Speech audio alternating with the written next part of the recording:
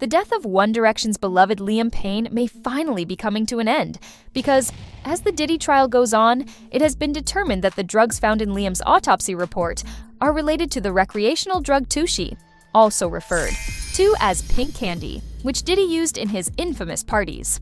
Now, let's get started. Liam passed away in October of last year after he fell from the balcony of the Casur. He was in Buenos Aires on vacation at the Pillow Hotel with his girlfriend, Kate Cassidy. Liam had been extremely open about his mental health issues and his occasional drug use, but although Kate had to return home 2 days before his tragic death, Liam seemed to be doing well and having fun with her. Hat's on the table. Sorry. Is this your hat? Yeah. Children. It's a lovely day here in Argentina. This is the breakfast table. I'm just eating an orange. Just enjoying coffee and breakfast, even though it's like 1 p.m. Literally, we sleep in every day until at least 12. We're such losers. No. No.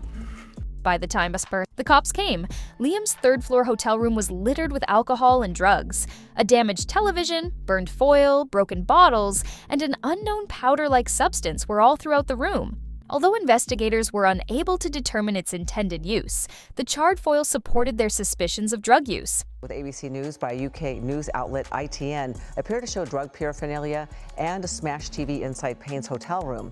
Plus, in a 911 call, a hotel manager calls for help, saying there's a guest who's drunk on drugs and alcohol, breaking everything in the room. And he says he's fearing for the guest's life because of the balcony. But wait, before Liam passed out, the hotel staff had called the police twice about a visitor. The first contact was made at around 5 p.m. by a hotel staff member who said they were concerned that one of their guests was intoxicated. He identified himself as the CEO over the phone. According to the hotel's receptionist, the guest was misbehaving and causing damage to the room.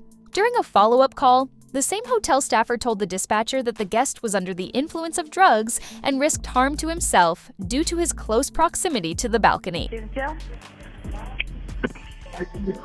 Hola. 911, ¿dónde es emergencia? Hola, buenas tardes. Mira, te estoy llamando del Hotel Casa Sur Palermo, que queda en Costa Rica 6032. 6032 está entre Arevalo y Kramer. Sí, correcto. Entre Arevalo y Dorrego, creo que es. Bueno, nada, tenemos un huésped que está sobrepasado de droga y está rompiendo toda la habitación. Así que necesitamos que venga alguien. Entiendo, me dice entonces que es agresivo. Señor, ¿me repite el nombre del hotel, por favor? It was not until the dispatcher arrived at the scene that Liam had fallen to his death. The Diddy trials have brought pink candy, also known as Tusi, to the public's attention, and linkages are being drawn. Specifically, the negative consequences of Tusi are very similar to Liam's behavior before his death. These effects may range from moderate to severe, according to reports, and include unusual thinking and difficulty in seeing or hearing, extreme anger and hallucinations. When Diddy was arrested in New York, the same alleged designer substance was found in his possession. Additionally, in Elrod's case against Diddy for harassment, Tusi was mentioned. Diddy allegedly forced people to commit crimes while under the influence, according to Rod's accusation. Little Rod further asserted that all employees of the Diddy company, including homemakers, butlers, and cooks, were required to carry a bag of a fanny pack containing additional substances and Tusi. Diddy's ex-girlfriend Carisha, who was compensated as one of the entertainers, assisted Diddy in moving Tusi over state lines. Rod asked for further information in an updated lawsuit, describing an incident in which he witnessed Diddy use Tusi in his dressing room. Regretfully, renowned trafficker Brandon Paul and his companion failed to bring additional luggage. Then, Diddy's head of staff, Christina Carorum, designated Carisha to take her own plane from Miami and bring some with her. A waiter at Liam's hotel, who was accused of carrying substances to him, was taken into custody shortly after his death made news. He denied giving Liam any illegal substances, though, saying that Liam already had them on him and that he had even requested them but refused. Nos conocimos, él me contactó en lo que es mi trabajo. Ahí nos pasamos lo que es el contacto, y nos vimos, sí, ahí nos juntamos, él me mostró un poco de su música, de la música que iba a hacer. The relationship between Liam and Pink Candy has sparked a lot of interest. This is leading to the emergence of a clip from Liam's interview on The Graham Norton Show. Throughout the show, Liam describes a disturbing encounter he had with Diddy. He said that he was undecided whether to approach Diddy and Jay-Z or Leonardo DiCaprio. It seems he was wrong to think Diddy would be the safest of the three idols. He continued by saying he was frightened of Diddy. What do you know? There are fans discussing that.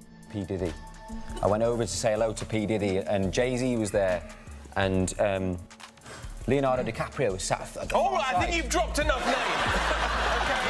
I think people thought Prince and Brian Ferry was good. We don't need to hear about other people who are in the room. Just stick on the people the story's about. So I went over and I thought, I was trying to think who's the easy target in this scenario, who's the one that you go to say the hello, and I'm thinking, I saw him and get him to the Greek, I'm going to go over there and say hello to him. So I thought, P. Diddy. So I went out to shake his hand, and I shook his hand, and I was, oh, nice to meet you, and he's just going, but the longest handshake ever. And I'm like sat there just looking in P. Diddy's eyes like, when is this going to end? And then the worst of it happened. There was a whole thing with Jay-Z, and I went to lean in to speak to him. But you can't lean in to speak to Jay-Z. You're not allowed to lean in. And his bodyguard just like shoved me like this, and I went flying across the room. And I was like, right, I'm just going to go and sit over here with Eddie Golden. Thank you. He allegedly chose Liam to use as one of his targets. Some sources also said that he needed to be kept quiet since he was going to reveal too much. You have to decide for yourselves how much of what is being said is true, because I'm just relaying it. Liam's ex-fiancée Maya Henry shed some light on this. She claimed that Liam frequently asked for her help after their breakup, months before he passed away. When Liam threatened to hurt himself and disappear over the phone, she said she never took him seriously since she was writing a book about their relationship. Moreover, she thought Liam's requests for help were an effort to postpone the release of her book. Ever since we broke up, like, oh, I'm not well. He would always play with death and be like, well, I'm gonna die. I'm not doing well. I know the lifestyle he lives, and there is a day where something bad is going to happen. So I would always be like, okay, he's saying these things. I have to help him, because if I don't, I will never be able to live with myself if something does happen to him. He would text my mom, I'm not doing well, have Maya contact me, because I wouldn't respond. And it's just always the same cycle. Like, for example, when I announced my book, he did the same thing. He called my mom, I think I'm not gonna be around much longer. And I don't play with death. So I'm like, if you say this, I'm gonna try and help you no matter what you've done. And I think he took advantage of my family's kindness. And I was like, if you wanna go back to rehab, I'll.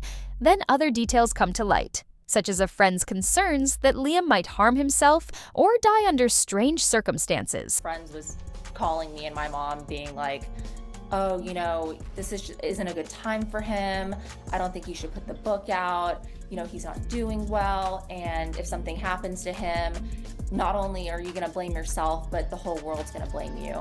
And so I was like, just the fact that they just keep trying, I'm like, it is, like you said, such a low child. You still have a lot to learn about the tragic and untimely death of Liam, and there are a lot of various opinions regarding it. I knew his death had something to do with Diddy because the way he passed unexpectedly was so strange, said one such person. After the interview, and Diddy's eventual capture, that is, what would Liam have said to investigators privately who are building evidence against Diddy? Right now, kid, he needed to be silenced. The truth about these outrageous charges won't be known for some time. However, we would like to know your thoughts on this for the time being. For more posts like this one, remember to hit the like and subscribe buttons and leave a comment with your ideas and conclusions. Additionally, watch the upcoming video for the latest celebrity news.